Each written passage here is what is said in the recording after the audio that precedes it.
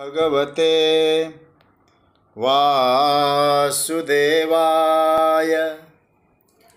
कृष्णाय वासुदेवाय हरे परमात्मने प्रणतः क्लेशनाशाय गोविंदाय नमो नमः।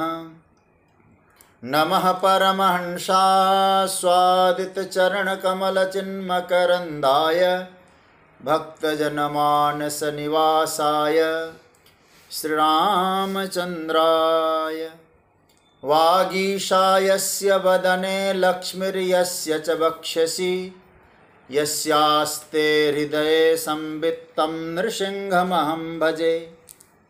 गुरुर्ब्रह्मा गुरुर्विष्णुर्गुरुर्देवो महेश्वरः गुरुस्साक्षात् परब्रह्म तस्मै श्री गुरवे नमः।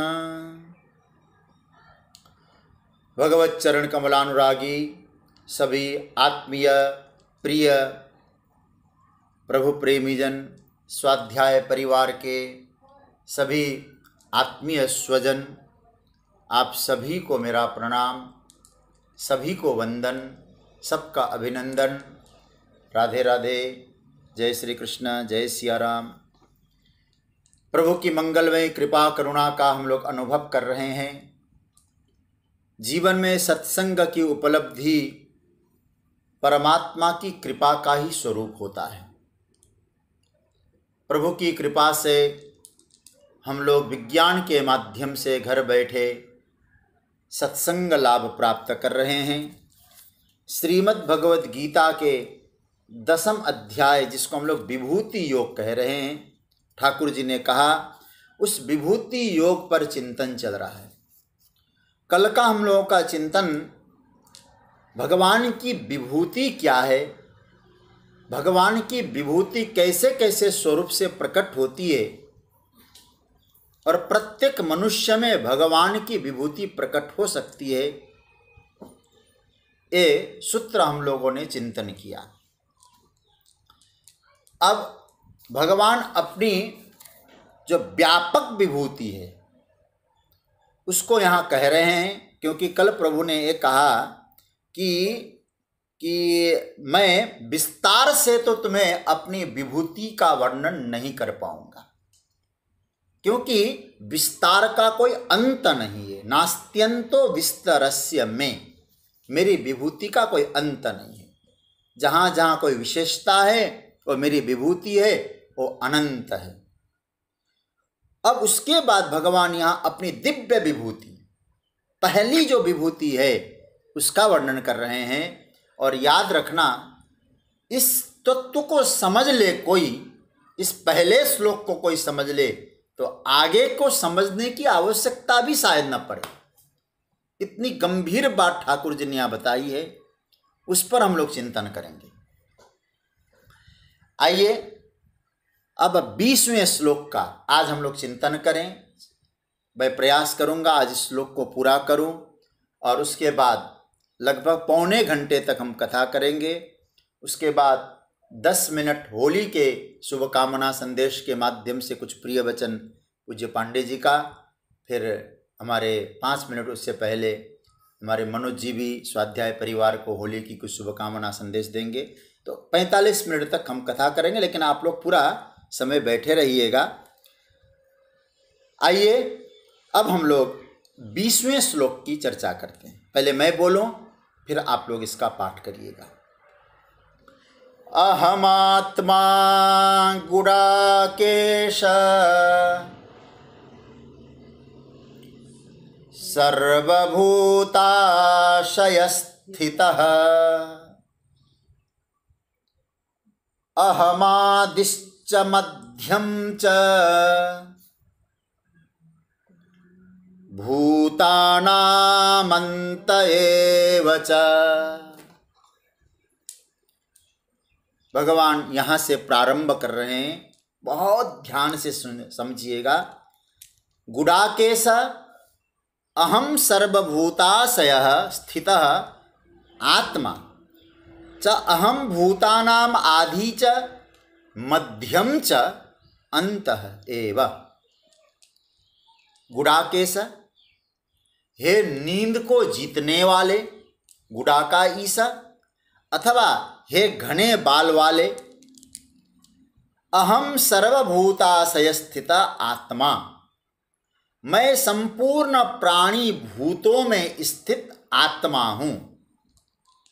च और अहम भूतानाम, मैं संपूर्ण भूतों का आदि च मध्यम च अंत एव, आदि मध्य और अंत में मैं ही हूँ।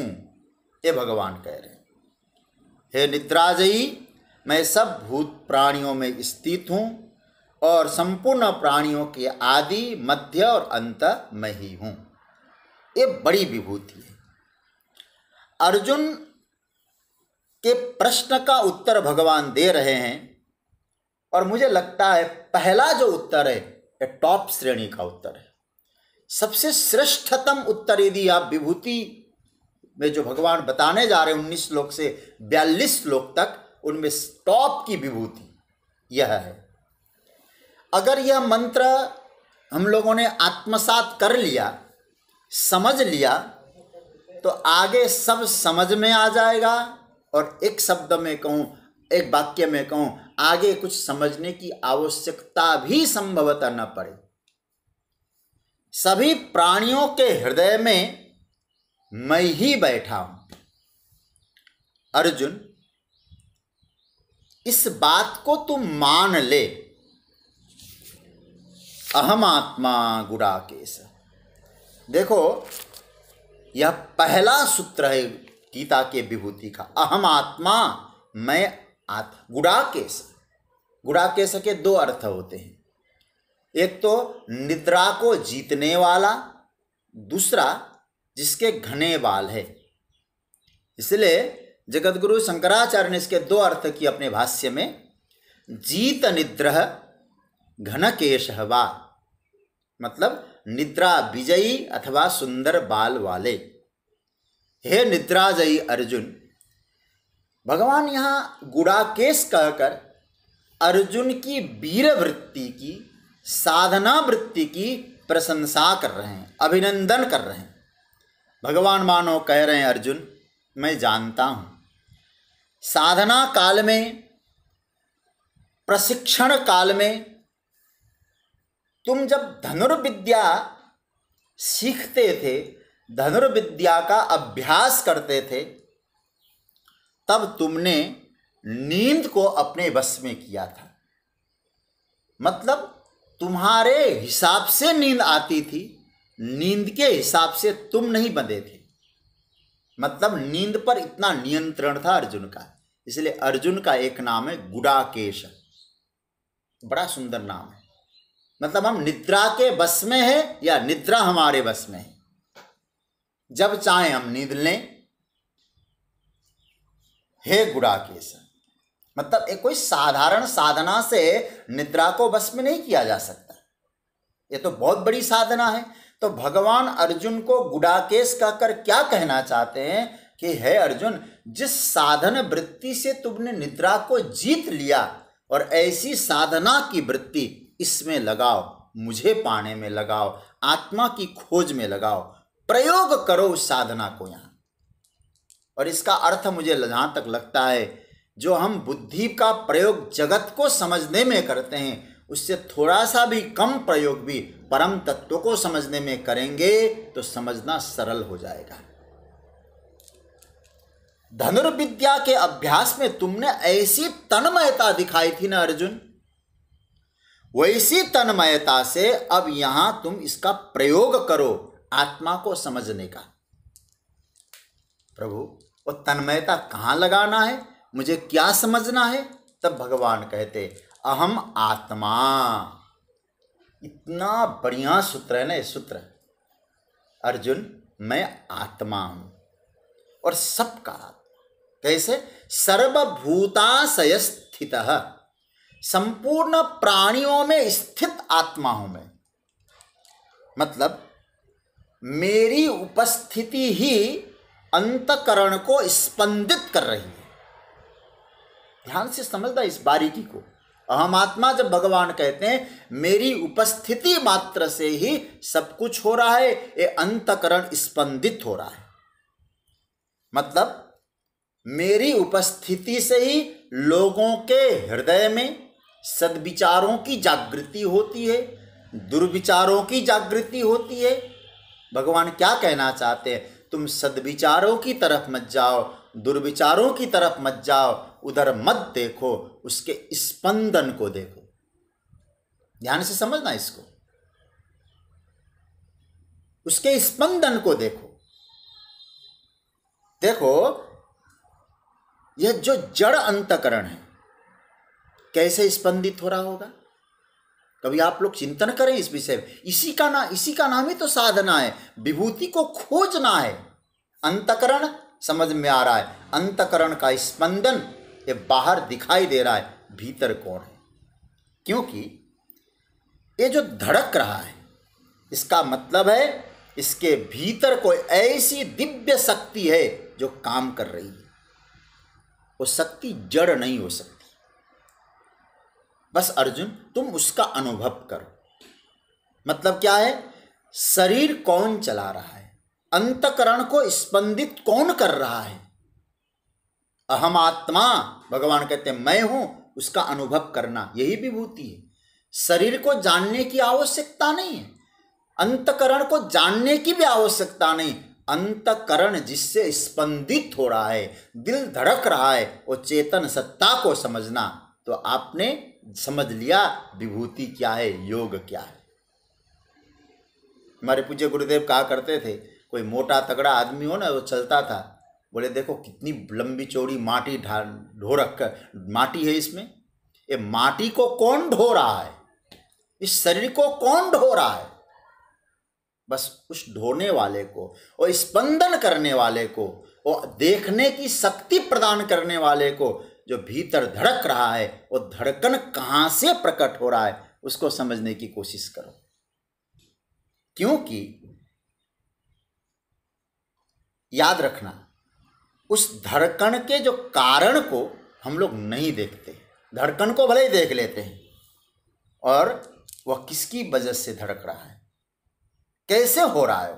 मैं एक आपको श्लोक सुनाना चाहूँगा, बहुत प्यारा श्लोक है श्रीमद् भागवत का, और मुझे लगता है कि ये तो भक्तों के लिए तो बहुत दिव्य सूत्र है। जब ध्रुव जी महाराज ने स्तुति की, भगवान प्रकट हो गए और वो तपस्या कर रहे हैं, 5 महीनों तक तपस्या की। अब ध्यान से समझना, ऐसे छोटे बालक 5 महीनों की साधना और बिना कुछ खाए पिए, धीरे धीरे पहले तो फल खाए थे, फल भी त्याग दिया, वो भीतर दिल धड़क रहा है, दिल धड़क रहा है, चेतना प्रकट हो रही है, कौन है वह? तब ध्रुव जी स्तुति में कहते पहला श्लोक, मतलब यह है श्रीमद् भागवत के 4th स्कंद के 9वें अध्याय का 6ठा श्लोक, बड़ा दिव्य श्लोक है। योऽन्तः प्रविश्य मम वाचमिमां प्रसुप्तां संजीवयत्यखिल शक्तिधर स्वधाम्ना। क्या कह रहे हैं? जो भीतर प्रवेश करके हमारी सोई हुई वाणी, अंतकरण सबको क्या कहता है? संजीवयति, जीवित कर रहा है, सक्रिय कर रहा है।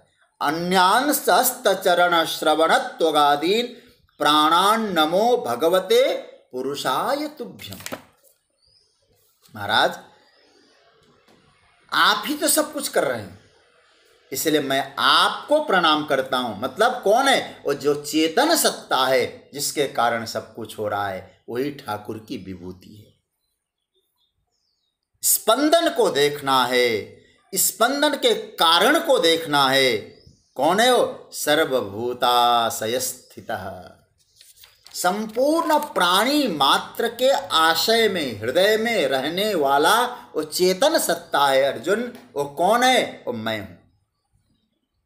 अर्जुन यह जब समझ में आ गई ये परमात्मा ही है, उन्हीं के कारण सब कुछ हो रहा है, तो आपकी उपासना की स्थिति धीरे धीरे ऊंचे लेवल पर पहुंच जाती है। परंतु यह जो वृत्ति है ना, वो किसको मिलती है? अर्जुन जैसों को। क्यों अर्जुन को? क्योंकि भगवान आदेश करते मैया सक्त मना पार्थ पर्यमाणाय अनसूयवे, तुम प्रिय हो, असूया दोष से तुम रहित हो। तो वृत्तियों के जो साक्षी है उसको पकड़ो। और कभी कभी ऐसा लगता है हम लोग उन वृत्तियों के बीच में ऐसे अटक जाते हैं। मैं एक छोटा सा प्रयोग करने के लिए कहूँगा आपसे आज। आप चिंतन करना, होली का उत्सव चलेगा, 2-3 दिन हम लोगों का अवकाश रहेगा, थोड़ा ध्यान भी करना, कभी एकांत में बैठना। जब हम लोग अपने बारे में सोचते हैं, अपने विषय में सोचते हैं, तो किस रूप में सोचते हैं? आप देखिएगा, इसका प्रयोग करिएगा, बहुत अच्छा लगेगा आपको। मतलब क्या मैं जो अपने बारे में सोचता हूं, मैंने जो कपड़े पहन रखे हैं उनको भी साथ में लेकर सोचता हूं? मैं अपने शरीर को भी साथ में लेकर सोचता हूं कि किस रूप में सोचता हूं? कोट पैंट मैं पहना हूं, मैं कोट पैंट तो एक उदाहरण दे रहा हूं, धोती कुर्ता भी हो सकता है, सलवार सूट कुर्ता साड़ी ब्लाउज कुछ भी हो, क्या पहना हूं? क्या उधर भी हमारा ध्यान जा रहा है? कभी कभी ऐसा लगता है। आप लोगों की ऊंची स्थिति मैं नहीं कहूँगा, लेकिन ध्यान की स्थिति ऊंची नहीं होती है ना, पहनावे के सहित सोचते हैं। मतलब इसके ऐसा लगता है हम कितने चिपक गए। शरीर से चिपकना तो छोड़ दो, हम कपड़ों से तक चिपक जाते हैं। तो कभी कभी लगता है हमें हमारा जो स्वरूप ये होना चाहिए, तत्व को खोजने वाली होनी चाहिए। लेकिन ऐसा सोचते और न भीतर जो स्पंदन को समझ पा रहे हैं, न दिल के धड़कन को सुन पा रहे हैं, हम तो कपड़े सहित अपने आप को प्रस्तुत करने में लगे हैं। ये आवरण ओढ़ के बैठे हैं, हम उपाधियों के सहित सोचते हैं। ये क्या है? हमारी बुद्धि का दिवालियापन नहीं तो और क्या है? भगवान कहते अहम आत्मा। हमारी जो प्रज्ञा है ना, हमारी जो प्रज्ञा है वो तत्व को खोजने वाली होनी चाहिए, तत्वान्वेषी होनी चाहिए, छिद्रान्वेषी नहीं होनी चाहिए। मतलब इन सारे विक्षेपों को, कैसी प्रज्ञा हो, कैसी बुद्धि हो, इन सारे विक्षेपों को चीरते हुए, इन सारे व्यवधानों को पार करते हुए फिर क्या है, हम उस स्पंदन तक पहुंच जाए और फिर उस स्पंदन के भीतर वो परम तत्व परमात्मा जो बैठा है उसका हम अनुभव करें। याद रखना, तब हम लोग प्रभु की विभूति का दर्शन स्वयं में भी कर पाएंगे। देखो, 2 तरह से चिंतन होता है। या तो मेरे इष्ट के सिवाय कुछ नहीं है, मेरा इष्ट ही सब कुछ है, उसके सिवाय कुछ नहीं है। यदि यह स्थिति आपको लगने लगे तो बहुत श्रेष्ठतम अवस्था है।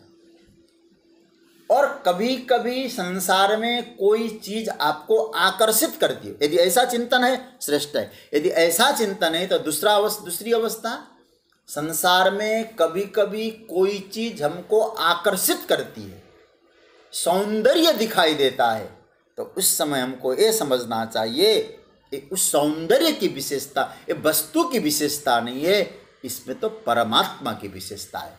तो उस वस्तु के भीतर प्रभु का दर्शन करें। बड़ा सुंदर सूत्र है। इसलिए प्रभु क्या कहते हैं, क्योंकि उसके भीतर मैं हूं, महसूस करो, तुम्हारे शरीर में भी मैं हूं, सब जगह मैं हूं, लेकिन उस मूल में जो स्पंदन है उसका तुम लोग दर्शन करो। प्रभु की विशेषता है। भगवान आगे कहते हैं अहमादिश्च मध्यम च भूतानाम अंत एव च। अर्जुन, मैं प्रारंभ में हूं, मैं मध्य में हूं और मैं अंत में हूं। मतलब कारण को कभी समाप्त किया नहीं जा सकता, ये सिद्धांत है। यहां आदि और अंत और मध्य मैं ही हूं। लेकिन एक विशेष बात आपको कहूं, देखो यहां आदि शब्द और अंत शब्द, आप लोग संस्कृत का तो आपको थोड़ा बहुत नॉलेज है ही, इतने दिनों से सुन रहे हैं, 230 दिन के लगभग हो गए हमारा। आप यहाँ देखें, आदि, अंत, मध्यम, यहाँ आप देखना, आदि शब्द पुल्लिंग में है, अंत शब्द पुल्लिंग में है, और मध्यम शब्द ये नपुंसकलिंग में। बड़ा आश्चर्य लगता है इन सब सूत्रों को पकड़ना। तो इसका मतलब क्या है? इसका मतलब यह है आदि में भगवान है। पहली बात आप देखना, यहाँ इसी 10वें अध्याय का दूसरा श्लोक के नीचे वाली पंक्ति, अहमादिर्हि देवानां महर्षीणां च सर्वश, मैं आदि हूं। अब उसके बाद अंत की बात आती है। तो श्रीमद् भागवत में बहुत प्यारा, मैं मंत्रों में नहीं जाऊंगा, बड़ा विस्तार हो जाएगा। जब देवकी माता परमात्मा की स्तुति करती है, भगवान जब प्रकट होते हैं कारागार में, तब स्तुति में दूसरा श्लोक, उनकी स्तुति का दूसरा श्लोक, और क्या कहती है? कहते हैं कि भवान एकः शिष्यते शेष संज्ञः, हे प्रभु आप ही अंत में एकमात्र बसते हो। तो आदि में भगवान, अंत में भगवान, लेकिन मध्य में कह दिया मध्यम नपुंसकलिंग। क्यों ऐसा? भगवान कहते देखो मुझे क्या कहा जाता है? पुरुष, और पुरुष शब्द ऐसे भी पुल्लिंग है। और पुरुष क्यों कहा? पूरी शयनाथ। देखो संस्कृत में जो पुरुष शब्द आता है ना, यहाँ जो भीतर बैठकर आनंद ले रहा है, देख रहा है, उसका नाम है पुरुष। तो अब नपुंसकलिंग क्या है? बोले अब आदि तो वही है, अंत भी वही है, लेकिन बीच में लफड़ा हो गया। मैं स्त्री हूं, मैं पुरुष हूं, मैं ये हूं, मैं जड़ हूं, मैं चेतन हूं। और ऐसा कहा जाता है स्त्री पुरुष जड़ चेतन सारे नपुंसक लिंग के अंतर्गत आते हैं, आ सकते हैं, ऐसा सिद्धांत है। तो कहने का मतलब ये हुआ सभी लिंग आ जाते हैं नपुंसक लिंग के अंदर। लेकिन भगवान ये कहना चाहते हैं बीच में चाहे कुछ भी हो, आदि में वही पुरुष है, अंत में वही पुरुष है। अहमादिश्च मध्यम च, और अंत भी वही है, वही पुरुष है। इसलिए दूसरा भाव यहां यह है, परमात्मा आदि में है, परमात्मा मध्य में है, और परमात्मा अंत में है। इसका सीधा सा अर्थ है न आदि हमारे हाथ में है, न मध्य हमारे हाथ में, न अंत्य हमारे हाथ में है। यदि तुम ये समझते हो आदि भगवान के हाथ में, अंत भगवान के हाथ में है, और मध्य तुम लेकर बैठ जाओगे, तो तुम्हारी गलत धारणा है। मध्य भी उन्हीं के हाथों में है, और उन्हीं के द्वारा सब कुछ होता है। ये आपको समझने की आवश्यकता है, ये आपको समझना है। इसलिए अहमादिश्च मध्यम च भूतानाम अंत एव च, सब भूतों में, सब पदार्थों में, सब प्राणियों में अर्जुन मुझे देखो, मुझे देखना चाहिए। एक भागवत का स्मरण आ रहा है, बड़ा प्यारा श्लोक है। श्रीमद् भागवत के 11वां स्कंद में आपको बता रहा हूँ, अभी मैं श्लोक संख्या में खोज के बताता हूँ। उसमें जब उपदेश दिया जा रहा है, यहाँ नवयोगेश्वर का जो संवाद होता है, और नवयोगेश्वर का संवाद विदेहराज निमि के माध्यम से प्रकट होता है, और इधर देवर्षि नारद वसुदेव जी को देते हैं।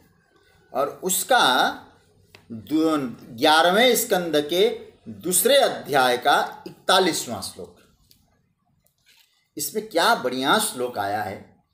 खम्बायुमग्निम सलिलम महिम च ज्योतिंसि सत्वान् दिशो द्रुमादीन् सरित समुद्रांश्च हरे शरीरम यत्किंच भूतम प्रणमेत अनन्यः। देखिए, आकाश, वायु, अग्नि, जल, पृथ्वी, जो कुछ भी दिखाई दे रहा है, सरित समुद्रांश्च, जो कुछ है, एक सब क्या है? हरे शरीरम, परमात्मा का ही स्वरूप है। इन सब में परमात्मा विराजित है, ऐसा सोचकर अनन्य भावेन प्रणमेत, अनन्य भाव से इनको वंदन किया करो, क्योंकि इन सब के भीतर वो परमात्मा बैठे। इसलिए मैं कल की बात फिर कोट करूंगा आपसे, वस्तु को नहीं वस्तु में देखो, पदार्थ को नहीं पदार्थ में देखो, मनुष्य को नहीं मनुष्य में देखो। तो आपके जीवन में अपने आप अध्यात्म प्रकट होने लग जाएगा। भगवान कहते अर्जुन अहम आत्मा गुराक, बड़ा प्यारा मंत्र है ये। अर्जुन जो भी यहां प्राणी देखो, जो भी दिखाई देता है, सबके मूल में जाकर देखो। और सच्ची बात कहूं अर्जुन, यदि मूल को खोजोगे तो मैं ही मिलूंगा, फिर वहां और कोई मिल ही नहीं सकता। लेकिन होता क्या है अर्जुन, क्या कभी उसके बारे में सोचने का अवसर पाया? ये सब कैसे चल रहा होगा? क्या ये सब नेचुरली सब कुछ हो रहा है? नहीं, भगवान कहते मैं आत्मा के रूप में सब में हूं। तो इसका मतलब है अद्भुत अद्भुत है आत्मा। आश्चर्यवत् पश्यति कश्चिदेनम, हम लोग सुन चुके हैं दूसरे अध्याय में। सब आश्चर्य आत्मा भीतर बैठकर सब कुछ कर रहा है, पुरुष के रूप में वही सब में समाया है, उन्हीं की शक्ति से सब कुछ हो रहा है।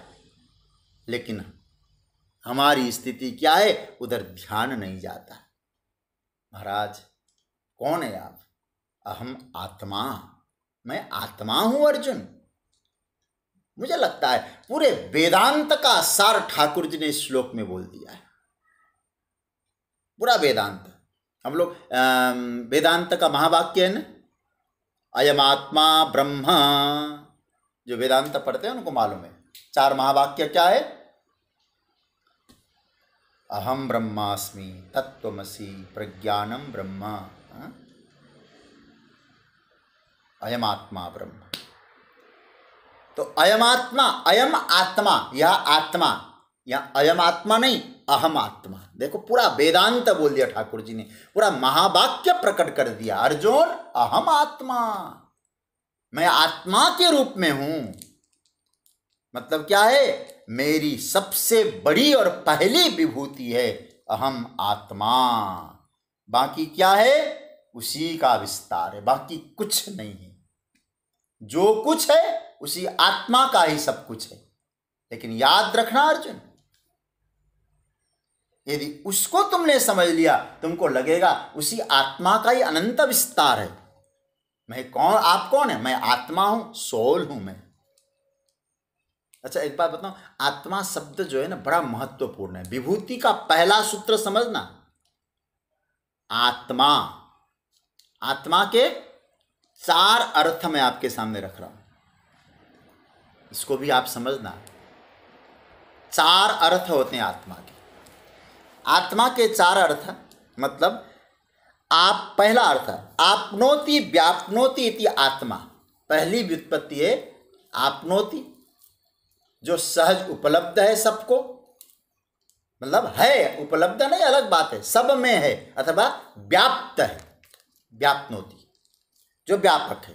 सर्वम समाप्नोसि ततोसि सर्व, 11वां अध्याय में हम जाएंगे ना तो वहाँ आएगा सर्वम समाप्नोसि। जो सर्व में व्याप्त है वो आत्मा है। ठीक है। संस्कृत भाषा में एक धातु है विश्ली व्याप्तो, ध्यान से समझना। जिस धातु से आत्मा शब्द, आपनोति शब्द बनता है, उसी धातु से ही व्याप्त शब्द बनता है। बी उपसर्ग लगा दिया तो हो जाता है व्याप्त। बी उपसर्ग लगाते क्या हो गया? उसका नाम हो गया व्याप्त। तो बी और प्लस आप्त, व्याप्त, अतः व्याप्नोति इति आत्मा। तो इसका आत्मा का पहला अर्थ क्या हुआ? जो सर्वत्र व्याप्त है। और सर्वत्र व्याप्त है तो मतलब हम में भी है, जो स्वतः प्राप्त है। अनुभूति करनी है, प्राप्त करना नहीं है। ध्यान से समझना इस बात को। व्यापक है। अब जैसे कुछ वस्तुएं ऐसी होती है जो अप्राप्ति है तो उसको प्राप्त करना है, और आत्मा ऐसी कोई चीज नहीं कि अप्राप्त है। फिर क्या है? आत्मा स्वतः प्राप्त है, उसको पाने के लिए आपको जाना नहीं है। फिर क्या करना है? आत्मा प्राप्त है, आत्मा की प्राप्ति है, अप्राप्ति की प्राप्ति नहीं है, आत्मा प्राप्ति की प्राप्ति है। इसलिए व्याप्नोति इति आत्मा, जो सर्वव्यापक है उसकी अनुभूति करनी है। तो पहला अर्थ आत्मा का है सर्वव्यापक। आत्मा का दूसरा अर्थ है आदत्ते इति आत्मा। आदत्ते, जो सभी का स्वीकार करता है। बड़ा प्यारा सूत्र है भी। किसी को स्वीकार करे, किसी को अस्वीकार करे, यह तो मेरा है, यह पराया है, ये भाव आत्मा का नहीं है। सबकी स्वीकृति ही आत्मा का लक्षण है। तो आदत्ते इति आत्मा, जहां सबका स्वीकार है वो आत्मा है। ये दूसरा अर्थ है। पहला आत्मा का अर्थ बताया जो सर्वव्यापक है, और दूसरा अर्थ आत्मा का होता है जो सबको स्वीकार करे। आप स्वीकार न करें तो अलग बात है, लेकिन वो सबको स्वीकार करता है। तीसरा अर्थ है आत्मा का अतति इति आत्मा, और सर्वव्यापक बताया, यहां कहा अतति इति आत्मा, जो सर्वत्र विद्यमान है, सर्वव्यापक है और सर्वत्र विद्यमान है। जैसे वायु भी सर्वव्यापक तो है ना, लेकिन सर्वत्र विद्यमान है आप नहीं कह सकते उसको। किसी बक्से के भीतर किसी को रख दीजिए बिना वायु के, आदमी मर जाएगा। अब यहां इसे लिखा सर्वव्यापक भी है और सर्वत्र विद्यमान भी है। अब चौथी बात कहा, चौथा अर्थ बताया अत्ति इति आत्मा। अत्ति, अत्ति का अर्थ है खाने के अर्थ में। अधभक्षणे धातु से अत्ति बनता है, मतलब जो सबका भोग ले रहा है। मतलब क्या हुआ, संसार में जो भी हम कर रहे हैं वो अल्टीमेटली कहाँ जाता है, बोले आत्मा में, अधिष्ठान में। जो अधिष्ठान जो सत्ता है, मतलब सबको लेता है, सबका भोग लेता है, उसका नाम है आत्मा। ये चार अर्थ है। फिर आपको बता दूं, पहला व्याप्नोति आपनोति इति आत्मा, जो व्यापक है, जिसको पाने के लिए दौड़ना नहीं है, आपको अनुभव करना है, क्योंकि सर्वत्र है, सर्वव्यापक है। दूसरा अर्थ बताया जो सभी का स्वीकार करता है। तीसरा अर्थ बताया जो सर्वत्र विद्यमान है, और चौथा अर्थ आत्मा का बताया जो सबका भोग लेता है, मतलब सब वहीं जाते। जैसे कहा जाए कैसे भोग लेता है, इसको थोड़ा वेदांत ने इसको कहा है। देखो, जो सबको, सबका भोग लेने का मतलब क्या है, बोले हम जो भी करते हैं उसी में जाता है, जो भी होता है वही समा जाता है। कैसे समा जाता है, वेदांत का सूत्र, और बहुत सरलता से समझ जाएंगे आप। जैसे आपने रस्सी में सर्प को देखा, अंधेरे में, प्रकाश होता तो शायद आप रस्सी ही देखते, थोड़ा सा अंधकार था, आपने सर्प में, रस्सी में सर्प को देखा। अब जैसे ही आपके हाथ में प्रकाश आया, वह रस्सी और वह सर्प कहाँ समा गया, कहाँ चला गया, बोले अधिष्ठान में। तो सर्प का अधिष्ठान कौन हुआ, बोले रस्सी। तो आत्मा क्या है, रस्सी की तरह है, जो कुछ दिखाई दे रहा है वहीं समा रहा है। बात समझ रहे होंगे, क्योंकि प्रतीति मात्र है जगत, तो दृश्य मात्र है जगत। तो भगवान कहते हैं मूल अधिष्ठान तो आत्मा है, मेरे कारण सब कुछ है, इनके कारण मैं नहीं हूं। ये अंतिम वाक्य समझना थोड़ा सा। अहमात्मा मतलब मेरे कारण ये विभूतियां है, विभूति के कारण मैं नहीं हूं। इसका सीधा सा अर्थ है, आभूषण के कारण सुवर्ण नहीं है, सोने के कारण आभूषण है। अब आभूषण विभूति है, कैसे कैसे बना सकते हैं आप आभूषण, जैसा चाहे वैसा बना सकते हैं, लेकिन सुवर्ण उसमें योग है, वो आत्मा है। जैसे मिट्टी से आपने घड़े बनाया, अनेक प्रकार के घड़े बनाइए, अनेक प्रकार के सकोरे बनाइए, मिट्टी के अनेक प्रकार के बर्तन बनाइए। भगवान कहते मूल रूप में आत्मा क्या है? मिट्टी की, बर्तनों की और सकोरे कुल्हड़ की आत्मा क्या है? बोले मिट्टी। अब आत्मा का अंत में एक वेदांत ने बहुत बढ़िया बात कही है, एन बेन बिना यत अनुपपन्नम तत्तस्य आत्मा। जैसे आप विचार करना, मिट्टी के बिना सकोरे कुल्हड़ नहीं बन सकते, तो सकोरे और कुल्हड़ की जो आत्मा है वो मिट्टी है। सोने के बिना आभूषण नहीं बनते, तो आभूषण की जो आत्मा है वो सुवर्ण है। तो संपूर्ण जो विभूतियों का जो मैं वर्णन करने जा रहा हूँ, जैसे कहा भगवान आगे कहेंगे कि आदित्यों में मैं सूर्य हूँ, विष्णु हूँ। अब मतलब मेरे कारण सब आदित्य, उनमें मुख्य मैं हूँ। बहुत सुंदर उसका वर्णन आएगा, उसकी तो हम चर्चा करेंगे, लेकिन मूल बात आप ये समझना, उसी आत्मसत्ता से ही सब कुछ है, उसको समझना है। मैं आत्मा हूं, सब में मेरा वास है। केवल इतना कहना नहीं है अर्जुन, मैं कह नहीं रहा हूं, ध्यान देना। कोई कहे तो दे भैया मैं हूं ना तुम्हारे लिए, नहीं, मेरा केवल इतना कहना ही काफी नहीं है, मैंने करके दिखाया है। कई बार लोग आश्वासन देते हैं ना, कभी दिक्कत हो तो बताना, भाई कोई चिंता वाली बात नहीं, मैं हूं ना तेरे साथ। लेकिन हमारा कन्हैया कहता है मैं तेरे साथ हूं, आश्वासन नहीं देता, जब तुझे भेजा तेरे साथ आया। कहाँ आया? सर्वस्य चाहम हृदय सन्निविष्टो, तुम्हारे दिल में बैठकर आया हूं, तुम्हारे दिल में हूं मैं, अनुभव तो करो। बस वही आत्मा है, उस आत्म सत्ता का अनुभव करो। उसको तुमने जान लिया तो विभूति को समझ लिया, और विभूति के चक्कर में पड़ गए, आत्मा को नहीं समझने की कोशिश की। तो विभूतियों में भी आत्मा को जानना है, आत्मा के कारण विभूति है। तो आत्मा को जानना योग है, और वस्तुओं में परमात्मा को जानना है विभूति है। इसलिए अर्जुन, मैं पहली जो विभूति बताऊं और मेरी विभूति यह है आत्मा। संपूर्ण प्राणी मात्र का मैं आत्मा हूं।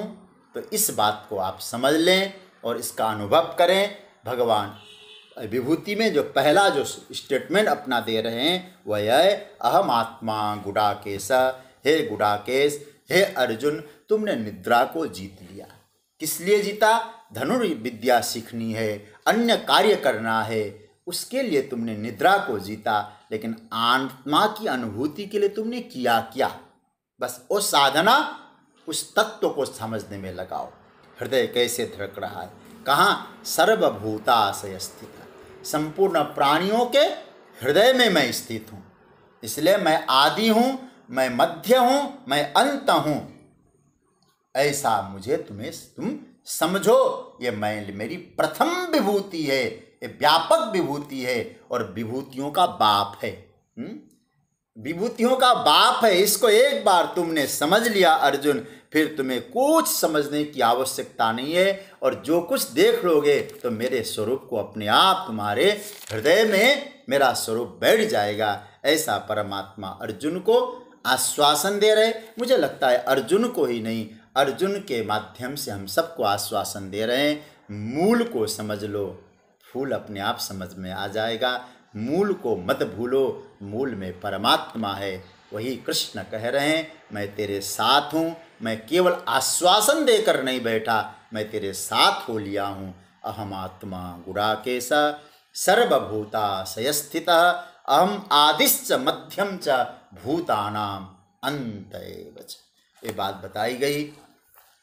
और मैं एक दो निवेदन करूँगा। चर्चा को विराम दे रहा हूँ आज की चर्चा को, लेकिन आप लोग कृपया, आप लोग धैर्य धारण करके बैठे रहिएगा। आज की चर्चा को मैं यहाँ विराम दे रहा हूँ, लेकिन